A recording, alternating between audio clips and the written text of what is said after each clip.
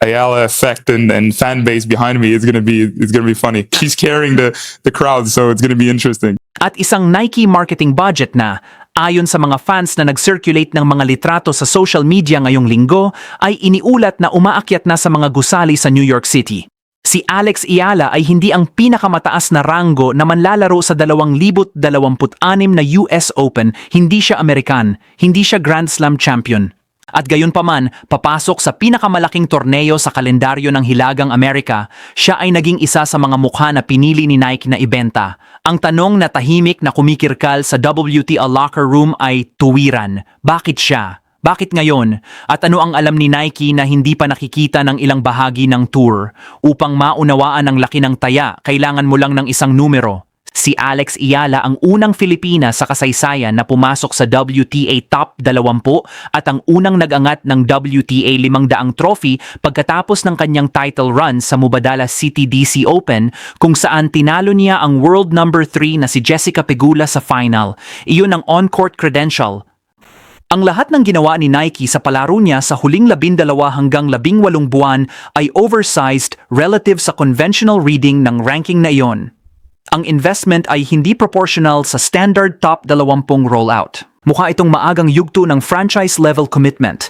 Ang public trail ay malaki na at, kapag pinag-ugnay, mahirap na itanggi bilang routine athlete support.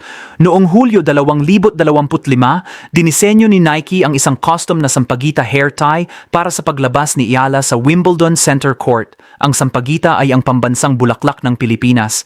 Hindi gumagawa ng nation-specific microproducts ang mga brand para sa peripheral or developmental players. Iyon ay franchise-level design language, ang parehong pilosopiya na ginamit ni Nike nang hinarap nito ang Haitian-Japanese identity ni Naomi Osaka na may culturally specific details. Ang hair tie ay maliit. Ang desisyon na gawin ito ay hindi. Pagkatapos ay dumating ang Vogue Philippines cover. Si Ayala ang nanguna sa issue na eksklusibong nakasuot ng Nike attire. Nakinunan sa isang coordinated editorial na tahasan siyang inilalarawan bilang nagpaparangal sa pamana sa pamamagitan ng custom kit. Hindi basta-basta nagko-coordinate ng national magazine covers ng ganoong prominence ang mga sponsor. Iyon ay rollout decisions na nangangailangan ng internal alignment sa pagitan ng athlete marketing, regional teams, at brand storytelling. Hindi itinuring ng feature na novelty si Ayala. Itinuring siya bilang isang establisadong kultural na personalidad sa loob ng merkado ng Pilipinas. Nag-post siya mula sa Nike New York headquarters na may 2 salitang caption, New York, New York. Pagkatapos ay pinalipad siya sa global headquarters sa Beaverton, Oregon para sa isang personalized na pagtanggap na kinilala ng sariling corporate channels ni Nike sa Filipino, Salamat, Sampagita. Agad na naunawaan ng audience sa Manila ang signal. Hindi nagpo-post sa Tagalog ang mga corporate accounts ng aksidente. Ang wika mismo ay bahagi ng mensahe, i-compress ang timeline at ang pattern ay mahirap na itanggi. Custom Filipino product sa Wimbledon, Vogue cover. Pagbisita sa New York headquarters, seremonya sa Oregon na may cultural specificity, signature tier retail language sa paligid ng footwear niya, isang $140 court slam dress sa royal blue na lumapag sa mga shelves. At ngayon ang mga krediblang ulat ng billboard scale visibility sa lungsod na nagho-host ng huling Grand Slam ng taon. Ang mga fans na nag-insist 2 taon na ang nakalaraan na si Ayala ay hindi novelty o diversity checkbox, kundi isang potensyal na global Nike face ay nagbabasa ng mga signal na marami sa loob ng sport ang mas mabagal na tanggapin. Ang mga resibo ay nagiging nakikita sa antas ng kalye. Ang Sports Illustrated ay nag-publish na simula 1,954. Kapag inilalarawan ng tennis desk nito ang isang manlalaro bilang officially arrived as a legitimate contender on the WTA Tour, ang wika ay may institutional weight. Ang parehong outlet na tumulong na gawin ang mga naunang henerasyon ng mga bituin bilang kultural na mga monumento ay ngayon ay nag-a-apply ng serious contender framing kay Ayala. Ang Washington Post, na sumulat tungkol sa mas malawak na athleisure competition sa paligid ng US Open, ay kinilala si Nike bilang agresibong nagpuposisyon kay Ayala bilang isang pangunahing bagong asset sa laban na iyon.